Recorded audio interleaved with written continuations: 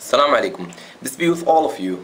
My topic today is about the greatest person. Is it Christopher Columbus? No. Newton? No. Gandhi? No. Maradona? No. I'm gonna tell you. He is the Prophet Muhammad, peace be upon him. Why do you say Muhammad?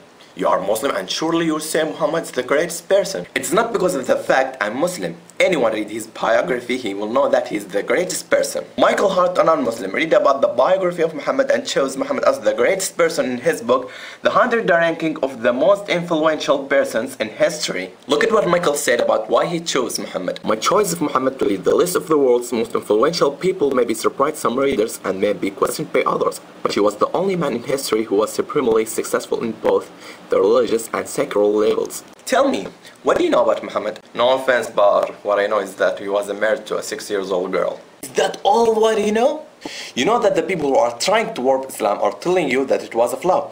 Let me clear that up for you. Was it blemished that Muhammad had married Aisha who was 6 years old? The Prophet Muhammad married her when she was 6 years old and he consummated his marriage when she was 9 years old. I will respond to you from a Christian perspective. Joseph, Virgin Mary's husband, was 90 years old and Virgin Mary was 12 years old. From the scientific perspective, most girls start their sexual maturity from 8 to 9 years old. Girls who live in hot countries sexual maturity faster than the girls who live in the other places. From the Islamic perspective, Aisha was engaged to someone else before she was engaged to the Prophet Muhammad. That means she was able to marry at that time. If that was a wrong or a blemish, the unbeliever of Quraysh would have criticized Muhammad because the unbeliever of Quraysh hated Muhammad. The most of you don't know truly about the Prophet Muhammad.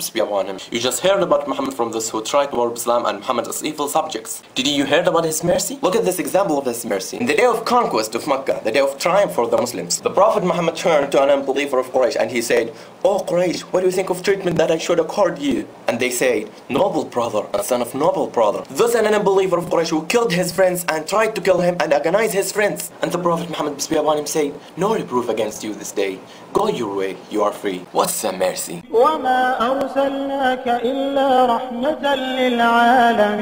Do you know that the biblical prophecy about the Prophet Muhammad, peace be upon him? I don't think so. Why not? We believe that the Gospel and Torah were the words of God, but they have been distorted.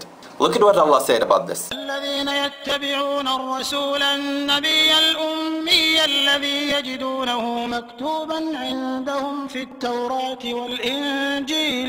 Allah told us here that the old books prophesied the Prophet Muhammad, peace be upon him. Can you show me this prophecy? Okay, sure. In the book of Deuteronomy, chapter 18, verse 18, when God spoke to the Prophet Moses, peace be upon him, will raise them up a prophet from among their brethren, like unto thee, and will put my words in his mouth, and he shall speak unto them all that I shall command him. To whom does this prophecy refer? Jesus. Jesus? Is Jesus like Moses? Prophet like Moses. According to you, Jesus is God, but Moses is not God. According to you, Jesus died for the sins of the world, but Moses did not die for that. According to you, Jesus went to the hell for 3 days, but Moses did not go there. So, Jesus is not like Moses. Now, we will see if Moses was like Muhammad or Jesus. Moses and Muhammad had a father and mother, but Jesus had only mother. Moses and Muhammad were born the normal natural course, but Jesus was created by a special miracle. Moses and Muhammad married and begotten children, but Jesus remained a bachelor all his life. So, Jesus